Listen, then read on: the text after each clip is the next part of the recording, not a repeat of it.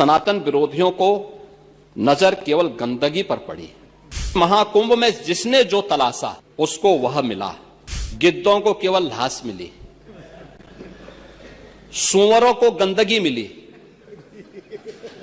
संवेदनशील लोगों को रिश्तों की खूबसूरत तस्वीर मिली, आस्थावानों को पुण्य मिला, सज्जनों को सज्जनता मिली, गरीबों को रोजगार मिला, अमीरों को धंधा मिला, श्रद्धालुओं को साफ सुथरी व्यवस्था मिली, पर्यटकों को अव्यवस्था मिली, सद्भावना वाले लोगों को जाति रहित व्यवस्था मिली, भक्तों को भगवान मिले। सनातन की सुंदरता आखिर समाजवादी और वामपंथियों को कैसे नजर आएगी? कुंभ में आपने देखा होगा, जो आप कहते हैं भेदभाव हुआ है, किसके साथ भेदभाव हुआ है? वहां न जाति का भेद है, न क्षेत्र का भेद है, न मत और मजहब का भेद है, किसी भी प्रकार का भेदभाव नहीं किसी के प्रति, न अमीर गरीब का भेद है। सारे लोग एक घाट पर स्नान कर रहे हैं। इससे बड़ी एकात्मता का संदेश और क्या हो सकता है? इससे बड़ी एकता का संदेश और क्या हो सकता है? और यही सच्चा सनातन धर्म भी है। और इसीलिए जब इस संबंध में मैं यहां पर अपनी बात को कह रहा हूं, महोदय, मुझे सोशल मीडिया हैंडल पर एक बात बहुत अच्छी लगी। एक सज्जन ने इस बात को कहा और उसने जो लोग महाकुंभ का विरोध कर रहे थे उनके बारे में उसने बहुत सटीक टिप्पणी की। उन्होंने कहा कि पिछले 1.5 महीने में आप वामपंथियों समाजवादियों की बाल खगाल लीजिए, महाकुंभ को लेकर के विश्व भ्रमण के अलावा कुछ नहीं दिखेगा। गंदगी, अव्यवस्था, पर्यटकों की परेशानी के अलावा इनकी बजबजाती वाल पर दूसरी कुछ भी नहीं मिलेगा। लेकिन इन सब से इतर धरातल पर इनकी बजबजाती विचारधारा का कोई असर नहीं है। हज के दौरान अव्यवस्था से होने वाली सैकड़ों मौतों पर चुप्पी साध जाने वाले भारत के वामपंथी सेकुलर स्कॉलर महाकुंभ की भव्यता पर उल्टी करते नजर आए हैं। हर बार इनकी कोशिश महाकुंभ को बदनाम करने और फेल करने की रही, लेकिन ऐसे तमाम लोगों की मंशा को दरकिनार करते हुए करोड़ों लोगों ने आस्था की डुबकी लगा करके इनके जले पर नमक छिड़कने का ही काम किया है। उन्होंने आगे लिखा है कि महाकुंभ के दौरान दुखद हादसा हुआ, इसके बाद भी आस्था और विश्वास तमाम परेशानियों पर भारी पड़ी। तीर्थयात्री समस्त परेशानियों और मुश्किलों का पहाड़ चढ़कर भी प्रयागराज महाकुंभ पहुंचे, वहां से स्नान कर खुशी खुशी वापस लौटे। रिश्तों के जटिल समीकरण का परिभाषा गढ़ता महाकुंभ अब समारोह की ओर है।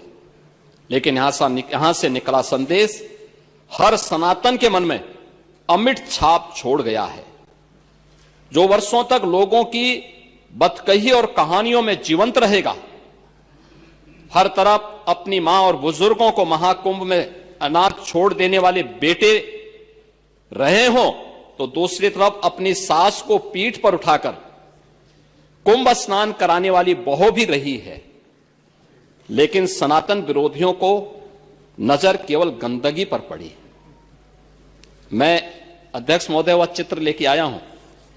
ये देखिए, एक बहू है, अपने सास को पीठ पर लाद करके जा रही है महाकुंभ स्नान करने के लिए।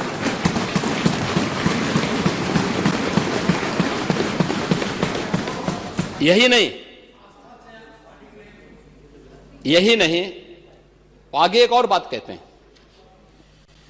किसी ने सच कहा कि महाकुंभ में जिसने जो तलाशा उसको वह मिला।